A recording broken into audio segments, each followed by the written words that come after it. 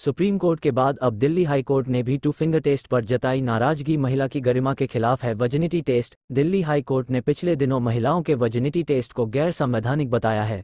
इससे पहले supreme court भी इस टेस्ट को महिला की गरिमा और निजता का उल्लंघन मान चुका है। आखिर क्या है ये टेस्ट और इससे जुड़े कानूनी प्रावधान, इसी पर एक रिपोर्ट। टफ फिगर टेस्ट यानी वर्जिनिटी टेस्ट को लेकर दिल्ली हाई कोर्ट के हालिया जजमेंट के बाद एक बार फिर इस मामले पर बहस तेज हो गई है। दरअसल दिल्ली हाई कोर्ट ने कहा कि किसी महिला का वर्जिनिटी टेस्ट करना गैर संवैधानिक है। हाई कोर्ट ने कहा कि किसी महिला का वर्जिनिटी टेस्ट करना संविधान के खिलाफ है। कोर्ट के सामने 1992 के सिस्टर अभया मर्डर केस में दोषी ठहराई गई सिस्टर सैफी का मामला था। सुप्रीम कोर्ट पहले ही फिंगर टेस्ट को महिला की गरिमा और उसकी निजता का उल्लंघन करार दे चुका है। आखिरकार क्या है टू फिंगर टेस्ट, या दिल्ली हाई कोर्ट की वकील रेखा अग्रवाल बताती हैं कि टू फिंगर टेस्ट का प्रावधान इस बात का पता लगाने के लिए होता था कि क्या लड़की सेक्सुअली एक्टिव है, यानी क्या वो शारीरिक संबंध बना चुकी है। इस टेस्ट में लड़की के प्राइवेट पार्ट में फिंगर डालकर मेडिकल एक्सपर्ट इस बात को पता लगाते थे कि लड़की का कौमार्य भंग हो चुका है या नहीं, या फिर लड़की संबंध बनाने के मामले में हिबेचुअल की लड़की के साथ शारीरिक संबंध बना है या नहीं।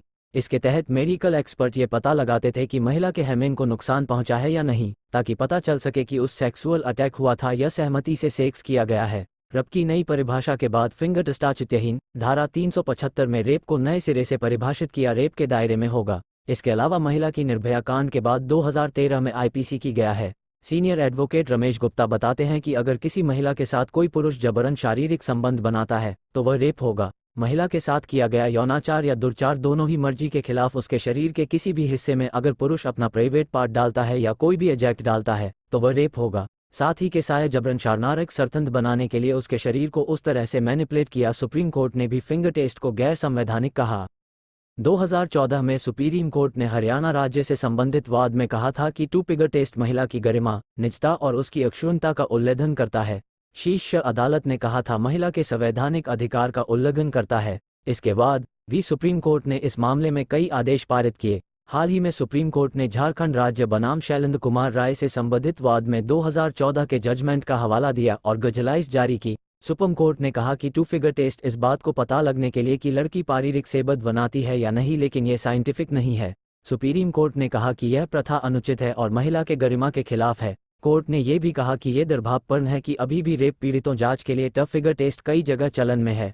सुप्रीम कोर्ट ने कहा कि इस टेस्ट से रेप विक्टिम पर फिर से विक्टिमाइज होती है। ये कहना किसी महिला के साथ दिला का बात इसलिए स्वीकार नहीं हो सकती है कि कह सेक्सुअली एक्टिव है जाता है तो वह भी रेप के दायरे में होगा।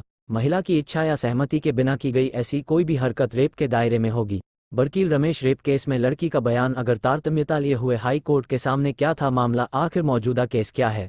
सिस्टर सैफी की ओर से हाई कोर्ट में 2009 में अर्जी दाखिल कर वर्जिनिटी टेस्ट पर सवाल उठाया गया। यह मामला केरल का है। 27 मार्च 1992 को की वोटी मिली थी। हस मर्डर केस में सिस्टर सैफी आरोपी थी। जांच एजेंसी ने उनका वर्जिनिटी टेस्ट किया था। आरोप था कि उनके और फादर के बीच से भेद थे और उसे छिपाने के लिए सिस्टर अभया का मर्डर किया गया। 2020 में सीबीआई की स्पेशल कोर्ट ने सिस्टर सैफी को मर्डर में दोषी करार दिया और उम्र कैद की सजा सुनाई। मामला केरल हाई कोर्ट में पेंडिंग है और कोर्ट ने सजा सस्पेंड कर रखी है। सिस्टर सैफी ने वर्जिनिटी टेस्ट को चुनौती दी और मुआवजे की मांग की। हाई कोर्ट ने कहा आरोपी का जुडिशियल या पुलिस कस्टडी में वर्जिनिटी टेस्ट करना गैर संवैधानिक है और यह अनुच्छेद -2 का उल्लंघन है तथा उसकी गरिमा और निजता के अधिकार को प्रभावित करता है और उसमें कोई विरोधाभास नहीं है तो सजा के लिए उसका बयान ही काफी है। लेकिन कई बार मेडिकल साक्ष्य परख साक्ष्य के लीड पर नतया होता है और केस मजबूत किए जाने के लिए लड़की की सहमति से उसका मेडिकल कराया जाता रहा है। लेकिन 2014 के सुप्रीम कोर्ट के जजमेंट के बाद इस टेस्ट पर रोक लग गई। वैसे भी रेप की परिभाषा बदले जाने के बाद इस टेस्ट का औचित्य नहीं रह गया। वहीं एडवोकेट रेखा अग्रवाल बताती हैं कि रेप की जो मौजूदा परिभाषा है उसके तहत फिंगर टेस्ट का कोई औचित्य नहीं रह गया। महिला के प्राइवेट पार्ट में जबरन पुरुष का प्राइवेट पार्ट डालना ही रेप नहीं है, बल्कि महिला के शरीर में कहीं और भी अगर पुरुष जबरन प्राइवेट पार्ट डालता है तो वह रेप है। ऐसे में फिंगर टेस्ट अवैज्ञानिक और अतार्किक व औचित्यहीन हो चुका है।